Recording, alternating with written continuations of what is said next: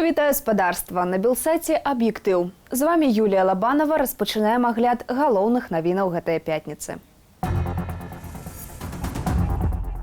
Захочам – выплацім, не захочам – не. Москва сапраўды заяўляе, што гэта яе нафта, гэта яе правілы, гэта яна як суверэнная дзяржава можа фармаваць гэтыя правілы як сама хоча. Расія назвала беларускае патрабаванне аб кампенсацыі за падатковы манеўр некарэктным. Зняволенне ни за что. Вы вообще верили, что сегодня вот так откроется клетка и вы выйдете? Мы верим. Інжынера менскага заводу колавых цягачоў апраўдалі пасля 4 гадоў у СІЗА. Объем працы павялічылі, заробкі зменшылі амаль удвая. Мы стоим смену 16 часов, выходит работа, и мы за смену получаем 5 рублей 80 копеек. Вот наша зарплата за 16 часов. Чаму на Любанскім хлебзаводзе атрымліваюць менш за мінімальны заробак? Москва не абавязаная кампенсаваць Менску павышэнне коштаў на расійскую нафту. Пра гэта сёння паведаміла расійская МЗС. Пра бессэнсоўнасць жа для Беларусі саюзнай дзяржавы без нафтавых субсідыяў напярэдадні заявіла дэпутатка Палаты прадстаўнікоў Ганна Канапацкая. Ці зможа Менск жыць без субсідыяў, а Москва без абяцанняў аб інтэграцыі, высвятляў Александр Попко. Падатковы манеўр – гэта суверэннае права Расіі. Таму казаць пра тое, што Москва мусіць скампенсаваць Беларусі павышэнне коштаў нафты, некарэктна, заявіў намеснік міністра замежных справаў Расіі Григорий Карасін. Гаворка вядзецца пра магчымую дапамогу Беларусі ў змякчэнні наступстваў падатковага манеўра, які мы праводзім. Гэтае пытанне распрацоўваецца, яно будзе развязанае комплексна. Комплексна гэта значыць у залежнасці ад вынікаў перамоваў аб паглыбленні палітычнай і эканамічнай інтэграцыі, якія Менск і Масква вядуць ужо 7 месяцаў, тлумачыць палітычны аглядальнік Віталь Цыганкоў. Москва сапраўды заяўляе, што гэта яе нафта, гэта яе правілы, гэта яна як суверэнная дзяржава можа фармаваць гэтыя правілы як сама хоча. І раней яна фармавала гэтыя правілы так, каб вялікія грошы даставаліся беларускаму партнеру. Зараз яна лічыць, што гэтыя грошы беларускаму партнеру ўжо не варта аддаваць. Гаворка пра 10 мільярдаў долараў за 6 гадоў, заявіў 3 тыдні таму амбасадар Беларусі ў Расіі Владзімір Сямашка. Ён пераконваў, што памер кампенсацыі бакі лічаць відавочным, але Москва можа такого пераканання не падзяляць, кажа палітолог Валерия Костюгова. Это переговорная позиция, что вот так вот нам это прям необходимо. И это правильно, да, действительно нужно добиваться лучших условий, каких только удастся добиться. Падставы дамагацца таннай нафты і газу кіраўніцтву Беларусі дае дамова аб саюзнай дзяржаве, падпісаная 20 гадоў таму. Эканомікі ды органаў улады Беларусь ды Расія так і не аб'ядналі, таму Москва запрапанавала ацаніць, якія палажэнні дамовы можна рэанімаваць, а якія не. Рэвізію Лукашенко паабяцаў закончыць да снежня. Зараз няма ніякіх прыкметаў, што Александр Лукашенко пойдзе на нейкую сур'ёзную інтэграцыю, на любыя такія крокі, якія змогуць зменшыць яго безраздзельнае панаванне і ўладу над Беларусю.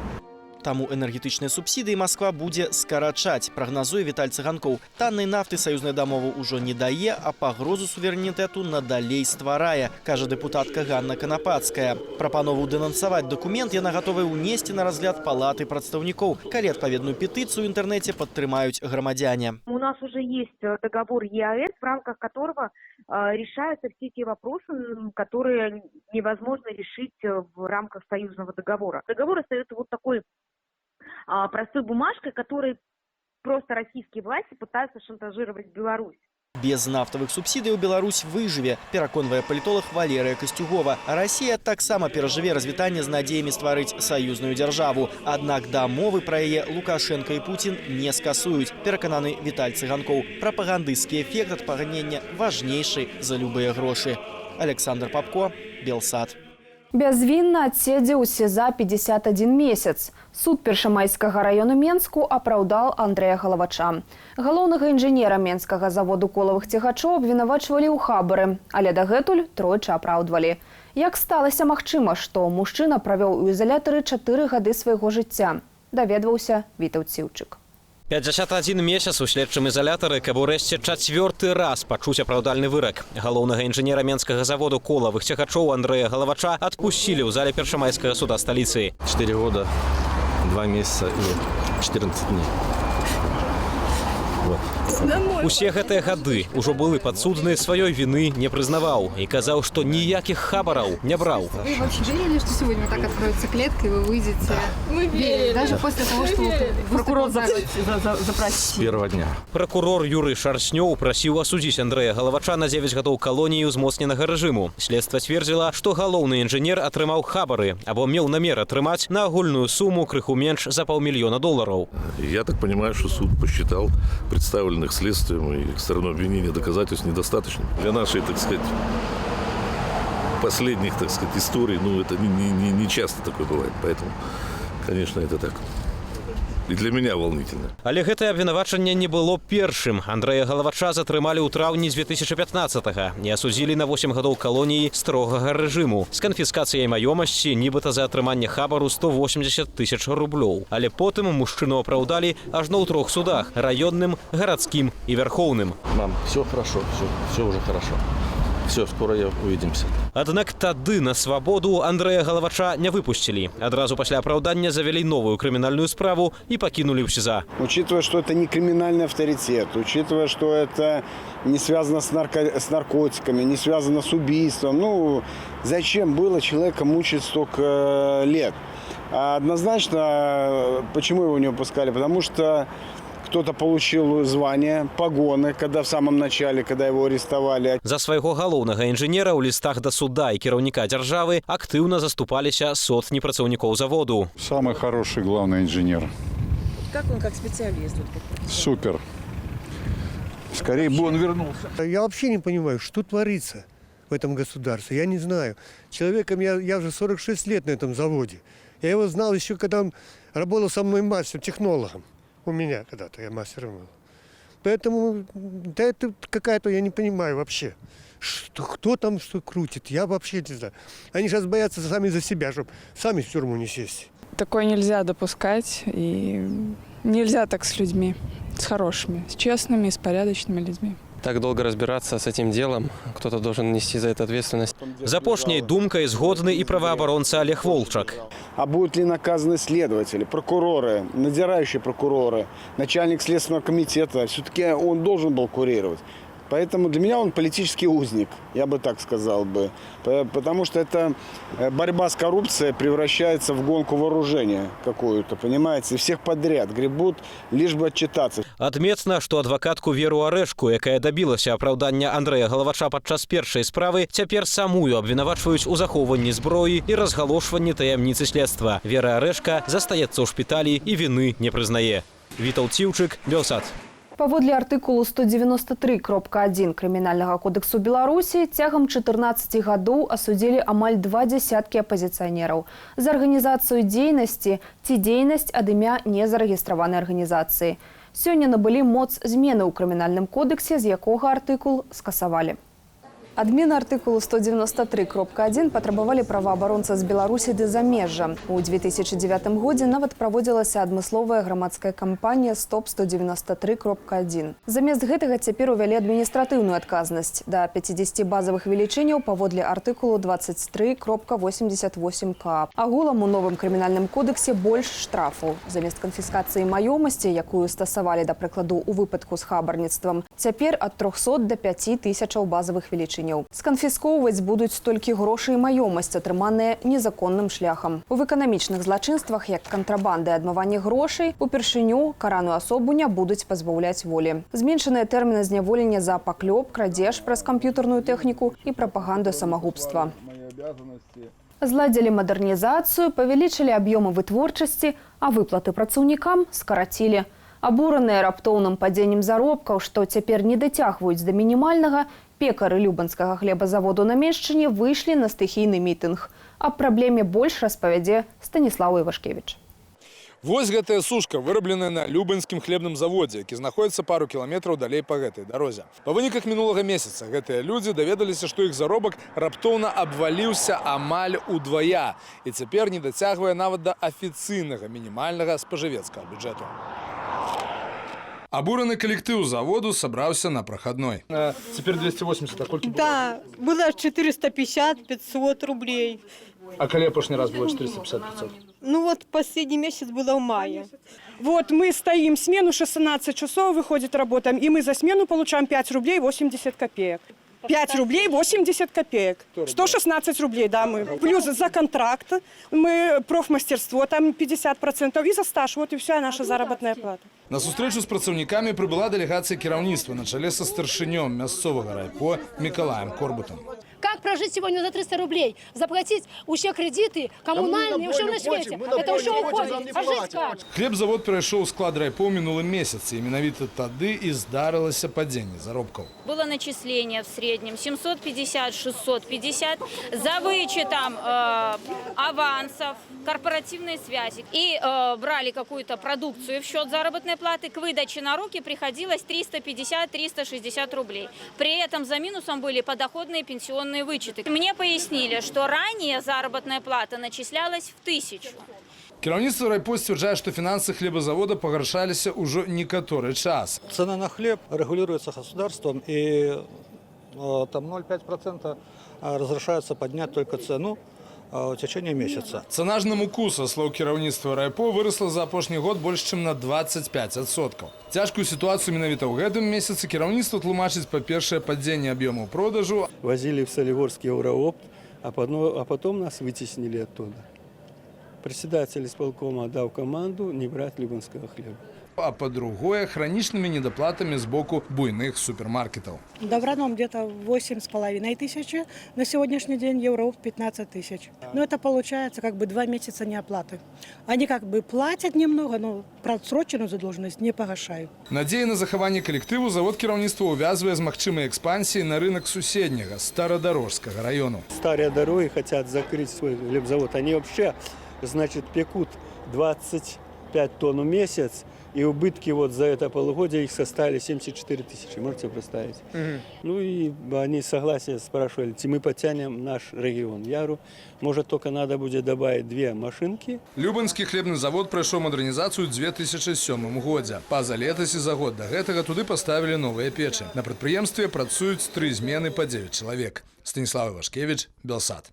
Яшчэ 9 замежнікаў добраахвотнікаў, з якіх 2 беларусы, атрымалі украінскае грамадзянства. Для ўдзельнікаў антытэрарыстычнай аперацыі гэта стала магчымым дзякуючы прынятаму Вярхоўнаю Радою закону аб спрашчэнні атрымання грамадзянства замежнікамі, якія ваявалі за цэласнасць краіны на ўсходзе. Ян Вярбіцкі падрабязней. Пане президенте, від імені білоруських добровольців я би хотів до вас звернутися з проханням надати нам юридичний захист. І прэзідэнт Владзімір Зеленскі гэтую абарону даў. Некаторым. З моманту падпісання закону аб спрашчэнні атрымання украінскага грамадзянства замежным добраахвотнікам пашпарты атрымалі 3 беларусаў. Усяго ж грамадзянамі Украіны сталі 23 замежнікі. Мікіта Макеев з пазыўным «Адысей» прыехаў бараніць Украіну з Петербургу ў 2014 годзе. Кажа, з прычыны абвостранага пачуцця справядлівасці. На фронте быў кантужаны. Грамадзянства спрабаваў атрымаць ажно з 2015 года. Теперь уже можно говорить о том, что нежелание самого Петра Алексеевича Порошенко давать гражданство. Он пообещал, но потом передумал. Почему, не знаю, надо спросить у него. Вот, и он четко, мы слышали месседжи от людей, которые нам сочувствовали, они говорили, что есть четкая позиция Петра Алексеевича в отношении всех добровольцев, иностранцев. Атрымаць украінскае грамадзянства спрабаваў і наш суайчыннік Дзяніс Прохараў з Менску. Ён ваяваў у складзе Азова, потым у тактычнай групе беларускіх добраахвотнікаў «Пагоня». 4 гады спрабаваў атрымаць грамадзянства, атрымаў толькі цяпер. Банально получать соцзащиту, банально иметь возможность ходить в поликлинику, становиться на учеты какие-то и так далее и тому подобное. То есть это без этого никуда. Даже лечение, если какие-то травмы ты получаешь, либо же ранения получаешь, то тебе не окажут в должном образе помощь, если нет гражданства. Паводле расследавання, якое праводзілі нашыя калегі, у вайне на Донбасе на баку Украіны бралі ўдзел ад 200 до 500 грамадзянаў Беларусі. Колькі ўсяго замежнікаў удзельнічала ў канфлікце, дакладна невядома, але лік перавальвае за 1000. Большасць гэтых людзей на радзіме чакае крымінальнай адказнасць за найміцтва. Когда я сюда уехал, спустя где-то год, начали интересоваться мною и моими друзьями Комитет безопасности Беларуси. Вот, начали навещать моих родителей, где я жил, дом, пришли с обыском, обыскали мою комнату, надеясь найти что-то, либо что-то, возможно, подкинуть, чтобы был какой-то, я так понимаю, привод, чтобы меня выдернуть. То есть и до сих пор еще приходят комиссии и говорят, где же, когда он приедет. Да, угроза депортации была, и в любой момент как бы вид на жительство не защищал меня временный, и даже постоянный. Он не защищал ни от депортации, ни от экстрадиции. Пасля змены ў законе, каб атрымаць грамадзянства, добраахвотнікам дастаткова даведкі пацверджання, што замежнік браў удзел в абароне Украины. Чаму ж раней было так складана стаць уладальнікам украинскага пашпарта? Тут носила еще характер, к сожалению, коррупционная составляющая в этом процессе, и документы тормозились где-то на уровне администрации президента, скорее всего, в ожидании каких-то коррупционных толчков. Паводле прадстаўнікоў баявых фармаванняў, да прыняцця закону аб спрашчэнні атрымання грамадзянства за апошнія 5 гадоў грамадзянамі Украіны сталі менш за 10 замежных добраахвотнікаў. Ян Вярбіцкі, Белсат. Ехаў на жвіры, трапіў у ДТЗ. Ля вёскі Зарубіна на Віцебшчыне перакулілася фура з сыроваткаю. Гэта далёка не першы інцыдэнт на небяспечным адцінку аб'язной шашы, якою міма глыбокага едзе грузавы транспарт. Між тым, абяцанні пра асфальтаванне дарогі перакладаюцца на наступны год. Чаму, высвятляла Юлія Цяльпук. На шчасце, кіроўца не пацярпеў. Фура з сывараткаю перакулілася з дарогі, якая мае плывучую узбочыну. 2019 только на наших глазах 9 машин ушло в кювет. Не только фуры, но и машины сельхозпредприятий, сколько бывало по зиме. Не столько играет гололед, сколько сама геометрия дороги. То есть обочины плывучие. Месца праехаць, якое не дапамагае аніякая стратэгія, знаходзіцца ў паўкіламетра ад вёскі Зарубіна ў Глыбоцкім раёне. Незаліты асфальтам адцінак на дарозе Лаўцы Зарубіна складае 1200 метраў. Колькі гадоў таму улады рашылі пусціць увесь грузовый транспорт, які ідзе на камбікормовый завод, на молочно-консервовый, на чермет.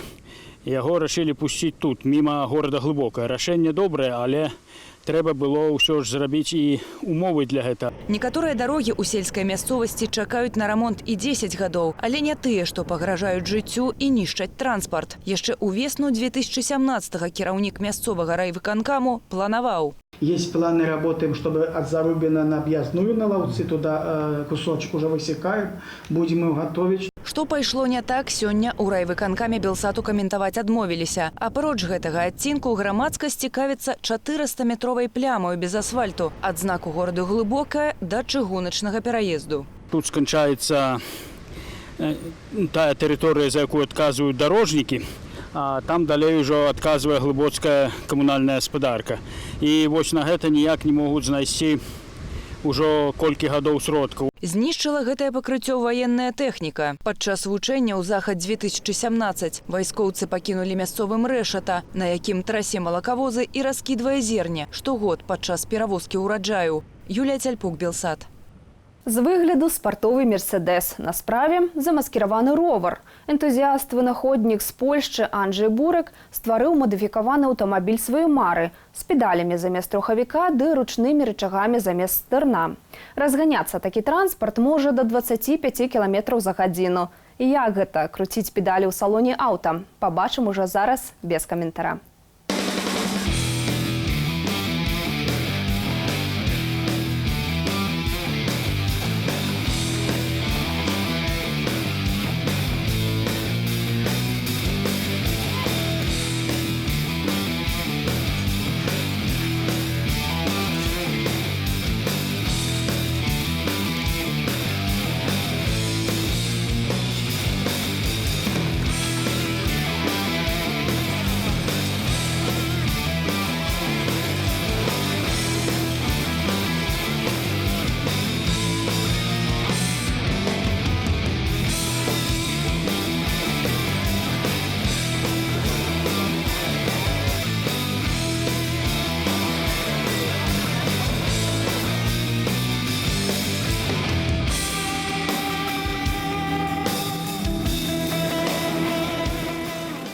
Сапраўднае лета вяртаецца ў Беларусь. Заўтра чакаецца да 28 цяпла. Больш пра надвор'е праз імгненне на мапе. У мяне на гэтым усё. Прыемнага вечара.